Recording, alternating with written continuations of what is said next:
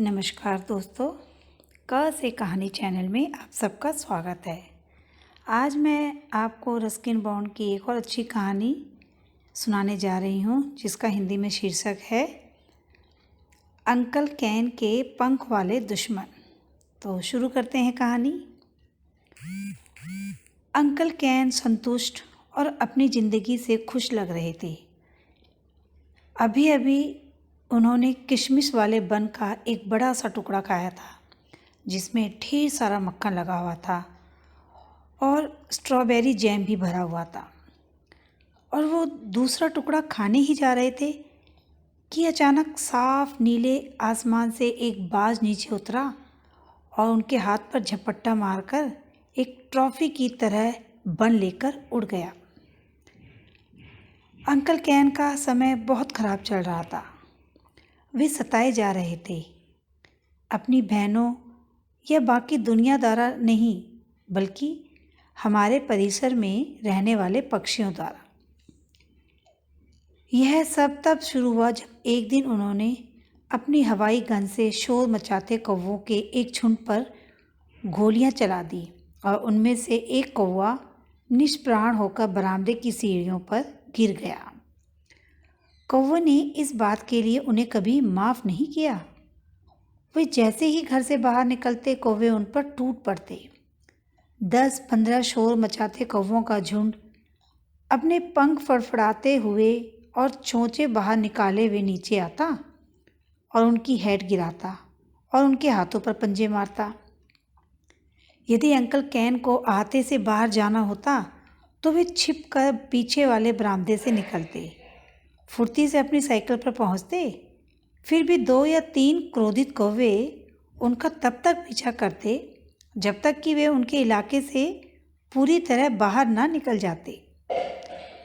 यह उत्पीड़न 2-3 हफ्ते तक चलता रहा और फिर परेशान होकर अंकल कैन ने अपना भेष बदल लिया।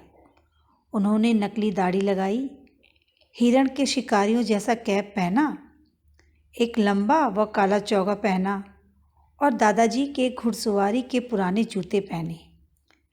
इस प्रकार सज धज के वे घर के बाहर चक्कर काटने लगे। उन्हें देखकर दादाजी से मिलने आई 2 बुजुर्ग महिलाएं डर भी गई। कौवे भी उन्हें देखकर चकरा गए और उनके पास नहीं फटके।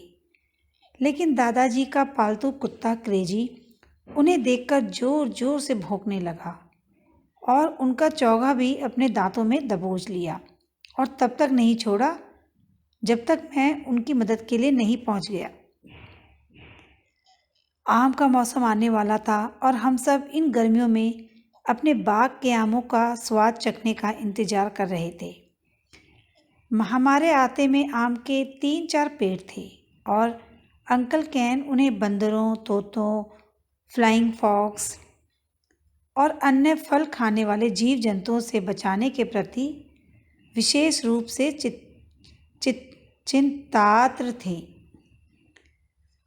उनका अपना एक प्रिय आम का पेड़ था, जिसके नीचे वे रोज दोपहर को एक खटिया बिछा लेते और जैसे ही उन्हें कोई पंख या फर वाला घुसपैठिया पेड़ के पास दिखता, वे अपने मुंह में एक छोटी सी तुरही डाल लेते और उसमें से तीखी व चुभने वाली आवाज़ निकालते, जो इतनी तेज होती कि सब घर वालों के साथ साथ पेड़ों के निवासियों को भी चौंका देती।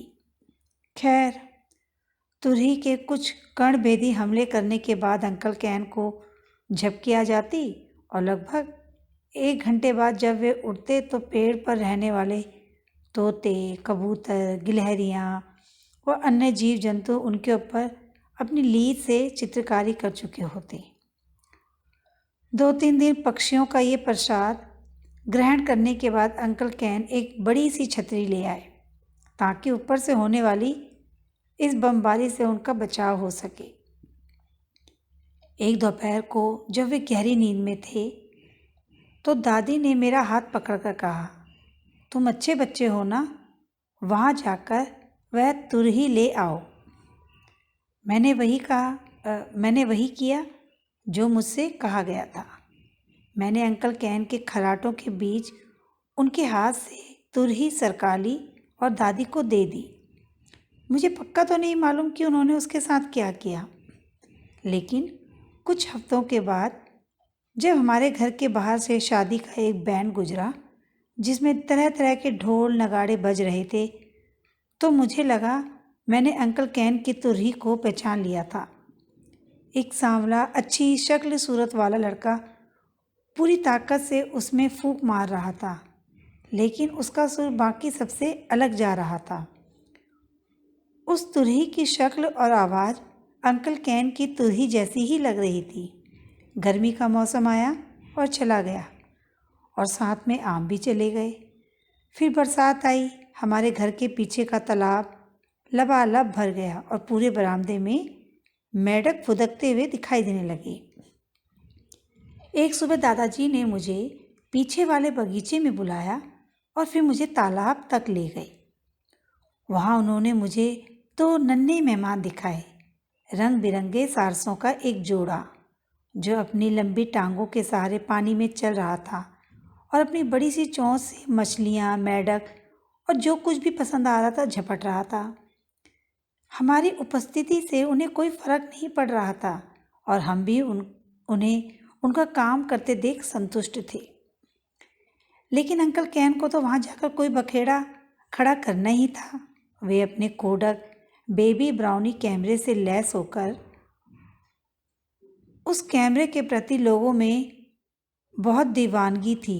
वह उसे लेकर तालाब में उतर गए और मेहमान सारसों की तस्वीरें खींचने लगे। कुछ सारस विशेष रूप से वे जोड़े में घूमते हैं और एक दूसरे के प्रति बहुत आसक्त हो जाते हैं, ऐसी दोस्ती की पहल पसंद नहीं करते। जब नर सारस ने अंकल कैन को कुमुदनी के फूलों से ढके पानी को चीरते हुए अपनी ओर आते देखा तो उसे उनका इरादा कुछ प्रेम संबंधी लगा। हैट और चोगे में से अंकल कैन को देखकर किसी को भी धोखा हो सकता था कि वह कोई हिंसक पक्षी या शुतुरमुर्ग परिवार के सदस्य हैं। नर सारस अपने सामने किसी प्रतिद्वंदी को बर्दाश्त नहीं कर सकता था, इसीलिए मादा सारस को मछली पकड़ने के लिए छोड़कर वह आश्चर्यजनक फुर्ती से अंकल कैन की तरफ बढ़ा, उनके ऊपर झपटा और कैमरा उनके हाथ से गिरा दिया। अपना कैमरा नन्हे मेंढकों के लिए छोड़कर अंकल कैन कुमुदनी के तालाब से बाहर भागे। गुस्से से भरा सारस भी उनके पीछे आने लगा, जिसे अंकल कैन ने अपने बरामदे की सुरक्षा में पहुंचने के पहले एकाध कुंफू की किक्स भी लगा दी। अंकल कैन का अपना कैमरा और अपनी इज्जत खोने का शौक मनाते हुए 2 दिन तक उदास बैठे रहे और फिर उन्होंने घोषणा की कि वह अपनी एक आंटी के साथ कुछ दिन बिताने के लिए पौंडीचेरी जा रहे हैं। सबने राहत की सांस ली और दादाजी और मैं तो उन्हें स्टेशन तक छोड़ने भी गए, सिर्फ यह सुनिश्चित करने के लिए कि कहीं वे अपना विचार बदलकर रात के खाने के समय घर वापस ना आ जाएं। बाद में हमने सुना कि पौंडीचेरी में उनकी छुट्टियों के 2 दिन तो बहुत आराम से बीत गए, क्योंकि उनकी आंटी का घर समुद्र तट पर था और वहाँ आसपास पेड़ नहीं थे। उन्होंने बीच पर खूब मज़े लेकर ढेर सारी आइसक्रीम खाई और फ्रेंच फ्राइज़ की अनगिनत प्लेटें खाई, क्योंकि वहाँ उन्हें परेशान करने के लिए ना कौवे थे, ना तोते, बंदर या छोटे बच्चे। फिर एक सुबह उन्होंने बीच के पास बने एक ओपन एयर कैफ़े में नाश्ता करने का फैसला किया और वहाँ जाकर उन्होंने बेकन, अंडे, सॉसेज, टोस्ट, चीज़ और मॉमलेट सब मंगाया। उन्होंने अपने मक्खन लगे टोस्ट का एक टुकड़ा खाया ही था कि पता नहीं आसमान के किस कोने से एक सीगल तेजी से नीचे उतरा और एक सॉसेज लेकर उड़ गया। अंकल कैन इस झटके से उभरे भी नहीं थे कि दूसरा सीगल आया और बेकन का टुकड़ा लेकर उड़ गया। कुछ ही सेकंड बाद तीसरा सीगल आया और बचा हुआ सॉसेज लेकर चला गया और जाते जाते अंकल कैन की पतलून पर टोस्ट और फ्राइड अंडे भी गिराता गया। अब उनके पास सिर्फ आधा टोस्ट और थोड़ा सा मार्मलेड बचा था। बेचारे कैन अंकल। जब उन्होंने घर जाकर अपनी आंटी को सब बताया तो उन्होंने अफसोस जताया और उन्हें एक गिलास दूध व पीनट बटर सैंडविच बनाकर दे दी। अंकल कैन को दूध से चिढ़ती और पीनट बटर सैंडविच भी बिल्कुल पसंद नहीं था, लेकिन जब उन्हें भूख लगती थी तो वे कुछ भी खा सकते थे। आंटी ने कहा, इन सीगल्स का कोई भरोसा नहीं है, ये सब मांसाहारी होते हैं। पालक और सलाद पत्ता खाया करो, तब वे तुम्हारे पास भी नहीं फटकेंगे। छी! अंकल कैन चिढ़कर बोले, इससे अच्छा तो मैं भी एक सीगल ही बन जाऊं। तो दोस्तों, कैसी लगी आपको ये कहानी? ऐसी ही और अच्छी मज़ेदार कहानियाँ लेकर मैं आपसे फिर मिलूँगी। प्लीज़ मेरे चैनल को सब्सक्राइब कीजिए, शेयर कीजिए, लाइक कीजिए। तब तक के लिए नमस्कार।